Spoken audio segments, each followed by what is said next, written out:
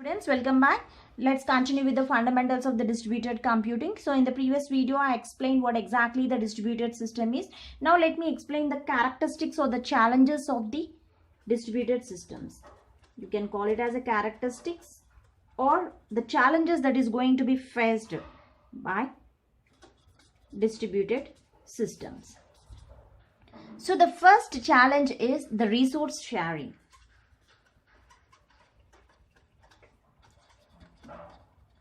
So the first characteristics of the distributed system is resource sharing. So here the different machines all are having the a distributed system software. That distributed system software is sharing by the different autonomous computers. So this is the first challenge. The resource sharing is the ability to use any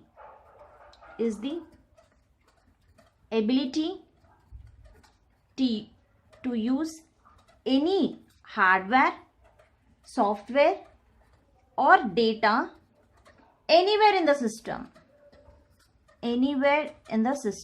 So the first challenge that it has to face is the resource sharing, because these are the different computers. We don't know what type of computers the different people are using, but even though the different computers with the different configurations, the distributed system is capable of resource sharing. Okay, it is the ability to use any hardware, software or data anywhere in the system. Now coming to the next characteristic, that is the openness.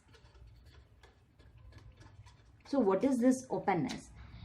Openness is concerned with extensions and the improvements of the distributed system.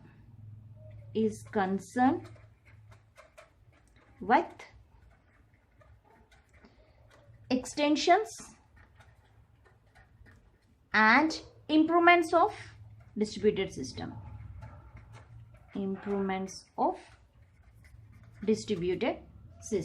Now let's see the another challenge or the characteristics of the distributed system. So that is concurrency.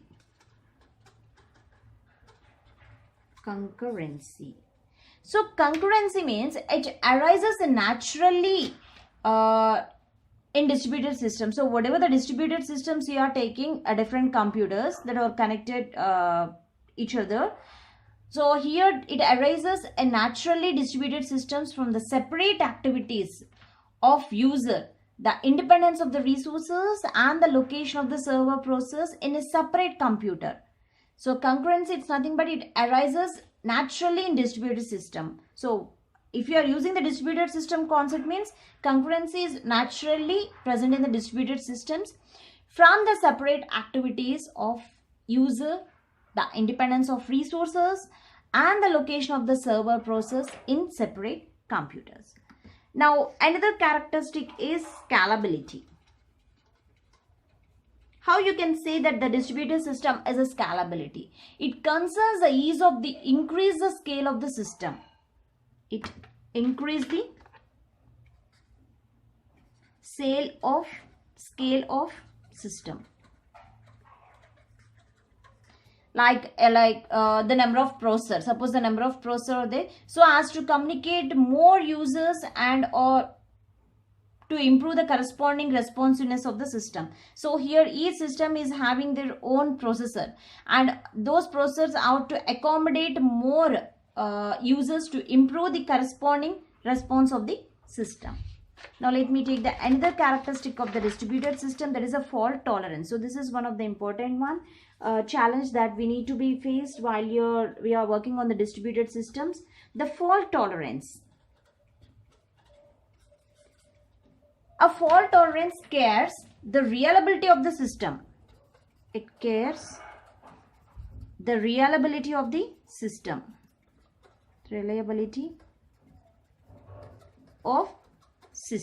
So that in case of suppose any failures of the hardware or the software or the anything, the data, the system continues to operate properly. The system continues to operate properly without significantly degrading the performance of system. So that why we call this another challenge that the distributed system is fault tolerance.